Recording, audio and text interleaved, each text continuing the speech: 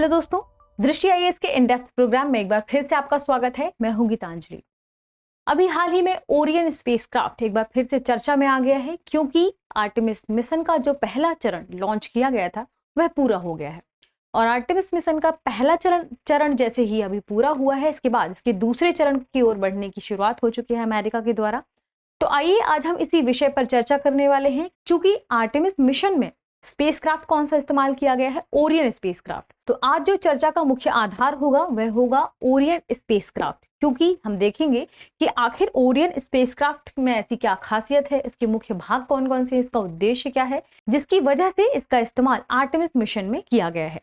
तो आइए देखते हैं सबसे पहले कि आज के सेशन में हम किन किन बिंदुओं पर चर्चा करने वाले हैं। आज का हमारा विषय है चंद्रमा से धरती पर कैसे लौटा ओरियन स्पेसक्राफ्ट। दरअसल ओरियन स्पेसक्राफ्ट अभी वापस से चंद्रमा की यात्रा करने के बाद पृथ्वी पर लौट आया है, इस वजह से यह वापस से सुर्खियों में आ गया है।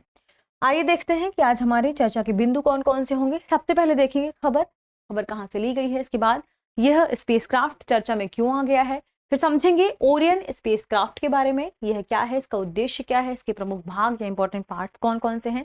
फिर इसका जो अभी स्प्लैश डाउन हुआ है उसमें एक खास तकनीक का इस्तेमाल किया गया है, वह तकनीक कौन सी है।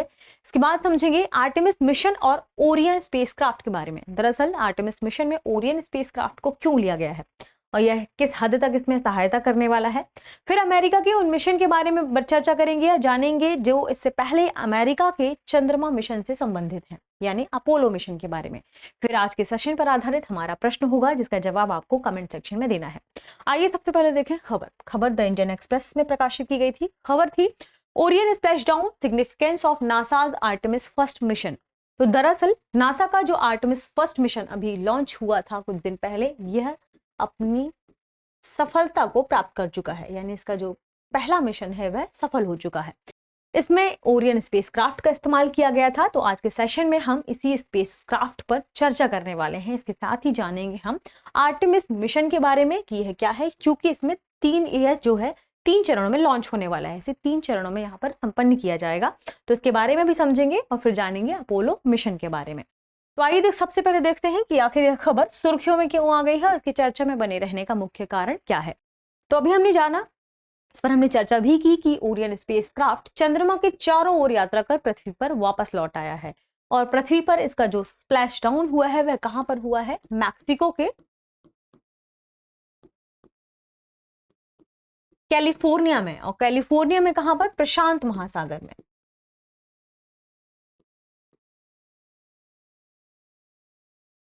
जिसे स्किप लैंडिंग के जरिए उतारा गया है, या इसकी हम कहें कि स्किप लैंडिंग हुई है। कहां पर हुई है, प्रशांत महासागर में। दरअसल यदि हम बात करें इसकी क्रू मॉड्यूल में इसमें 3 पुतले बिठाए गए थे और उसमें कुछ सेंसर्स लगाए गए थे, जिन सेंसर्स के जरिए उन पूरे जो पुतले हैं और उसके आसपास जो भी वातावरण बनने वाला है, और जब इसमें लोग भेजे जाएंगे या मानव भेजा जाएगा इस मॉड्यूल में बिठाकर, तो उसके साथ कौन कौन सी परिस्थितियां वहां बनेंगी, तो उससे संबंधित जो डेटा है वे इसके जरिए इकट्ठा करने के लिए इसमें कुछ पुतले भेजे गए थे। तो ये वापस आ गया है और इससे जुड़े जो भी सेंसर्स लगाए गए हैं, इससे संबंधित जो डेटा है वह प्राप्त कर लिया गया है। इसी वजह से चूंकि ओरियन स्पेसक्राफ्ट चर्चा में था, इस वजह से ये न्यूज यहाँ पर खबर में आ गई है। अब हम समझेंगे ओरियन स्पेसक्राफ्ट के बारे में कि आखिर ओरियन स्पेसक्राफ्ट क्या है। तो दरअसल ओरियन को डीप स्पेस अन्वेषण के लिए बनाया गया है, यानी जो गहराई वाले अंतरिक्ष अन्वेषण है उनके लिए बनाया गया है ओरियन स्पेसक्राफ्ट को, इसी के लिए डिजाइन किया गया है इसे। यदि इसके मुख्य कार्य की बात करें कि ओरियन स्पेसक्राफ्ट का मुख्य कार्य क्या है, तो इसका मुख्य कार्य है, जब हम डीप स्पेस वाले यहाँ पर अन्वेषण करेंगे तो हम ऐसे कुछ क्रू मेंबर्स होंगे जिन्हें अंतरिक्ष में भेजेंगे, यानी मानव को हम अंतरिक्ष में भेजेंगे।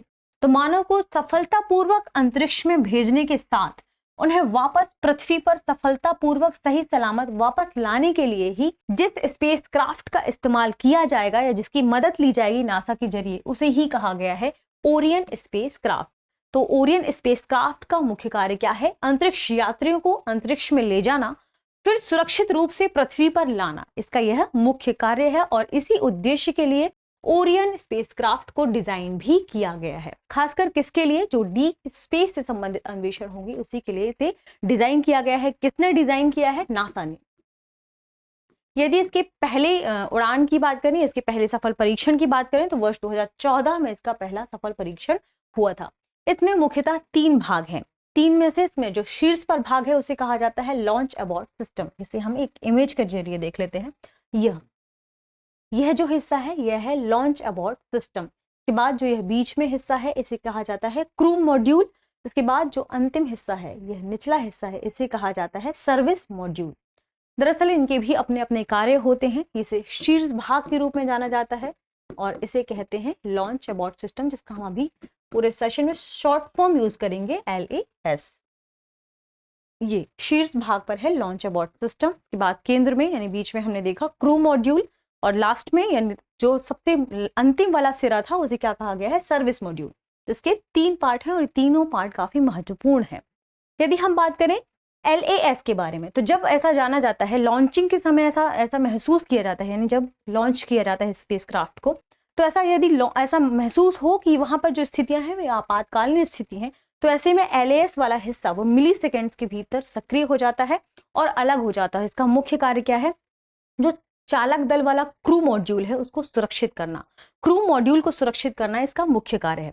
तो इसका जो थर्ड वाला हिस्सा होता है यानी सर्विस मॉड्यूल, यह भी अपने आप में एक महत्वपूर्ण हिस्सा है, क्योंकि जैसे ही LAS अलग होता है तो क्रू मेंबर्स को ऑक्सीजन और पानी की उपलब्धता प्रदान करने के लिए जो सबसे महत्वपूर्ण भाग होता है वो होता है सर्विस मॉड्यूल। यानी हम इसके अन्य कार्यों की बात करें या ओरियन स्पेसक्राफ्ट की ही आगे हम चर्चा करें, तो क्रू मॉड्यूल 4 अंतरिक्ष यात्रियों को ले जा सकने में सक्षम होता है और चालकों की या चालक दल की सुरक्षा के लिए जो सबसे महत्वपूर्ण हिस्सा होता है वो होता है क्रू मॉड्यूल।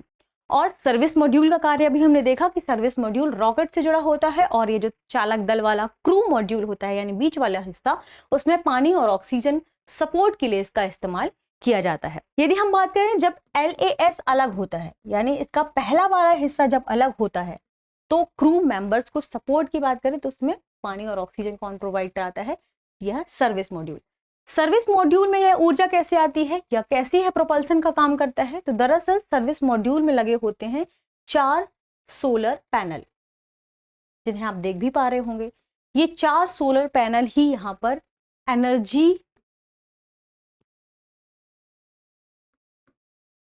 बनाते हैं, क्योंकि सूर्य की जब उन्हें ऊर्जा मिलती है तो ये एनर्जी यहाँ पर प्रोवाइड करते हैं। और ये एनर्जी लगभग किस लेवल तक प्रोवाइड कर पाते हैं, 2 से 3 बेडरूम वाले किसी घर में जितनी एनर्जी की जरूरत होती है उतनी एनर्जी, उतनी ऐसे 2 या 3 घर से संबंधित एनर्जी क्रू मेंबर्स को प्रोवाइड करने में सक्षम होते हैं। ये तो हमने देखा स्पेसक्राफ्ट के बारे में और इसके प्रमुख हिस्सों के बारे में। हमने देखा कि सर्विस मॉड्यूल में 4 सोलर पैनल लगे होते हैं और यही क्रू मेंबर्स को बिजली की उपलब्धता प्रोवाइड करवाते हैं। ये तो हमने देखा ओरियन स्पेसक्राफ्ट के बारे में। अब हम समझेंगे कि अभी हाल ही में जो पृथ्वी में वापस से स्पेसक्राफ्ट वापस आया है उसे क्या कहा गया है, स्प्लैश डाउन।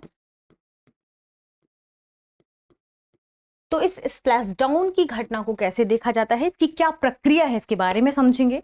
तो इसके लिए हम देखेंगे वापस से इस इमेज को, जिसमें इस एयरक्राफ्ट की पूरी इमेज है।